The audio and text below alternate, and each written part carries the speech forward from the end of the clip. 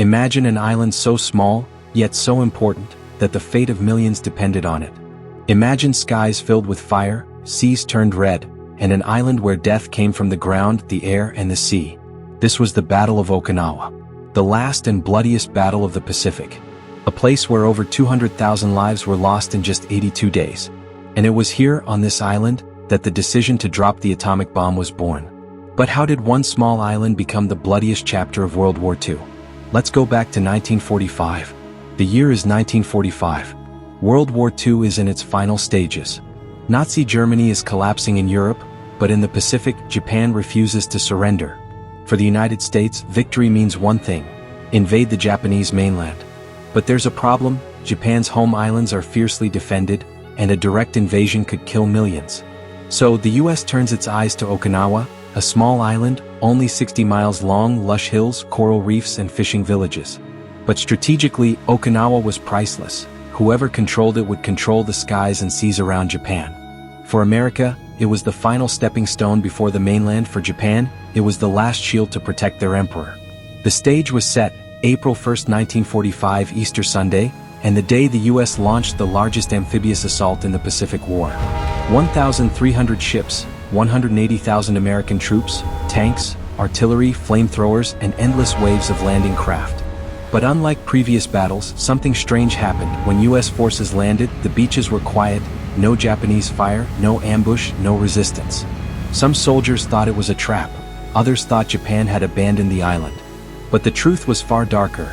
Japanese General Mitsuru Ushijima had ordered his men to pull back. Instead of defending the beaches, they dug deep into caves, tunnels, and hidden bunkers in Okinawa's hills. They were waiting, and they were ready to fight to the death.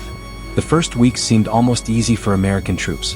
They advanced inland, capturing airfields and villages with little resistance. But then, all hell broke loose.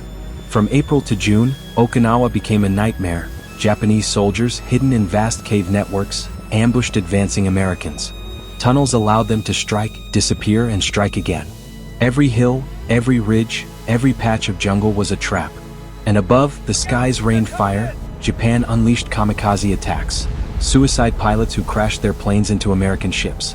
Over 1,900 kamikaze planes dove from the skies, sinking or damaging more than 30 US ships.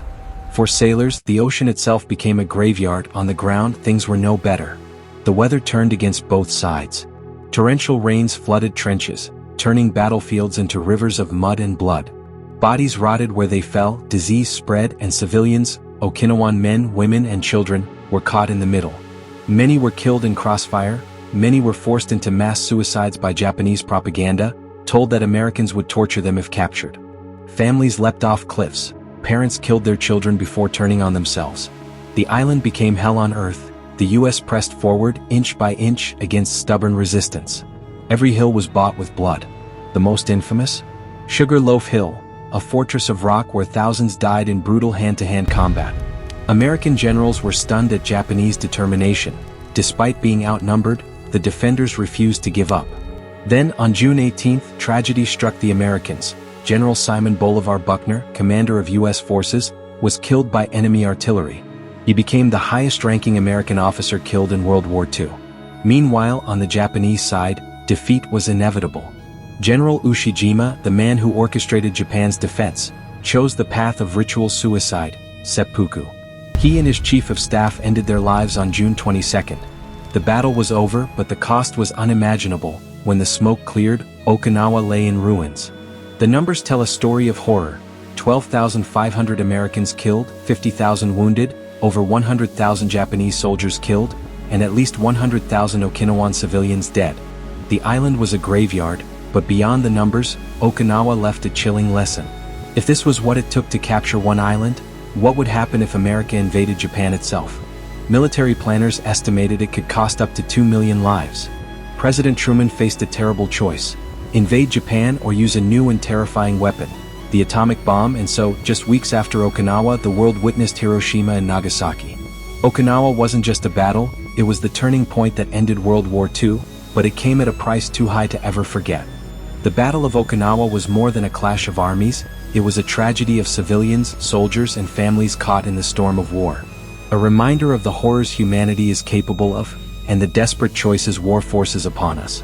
If you found this story eye-opening, subscribe for more untold war stories, where history reveals not just battles, but the human cost behind them. Because history is never just about the past, it's about us.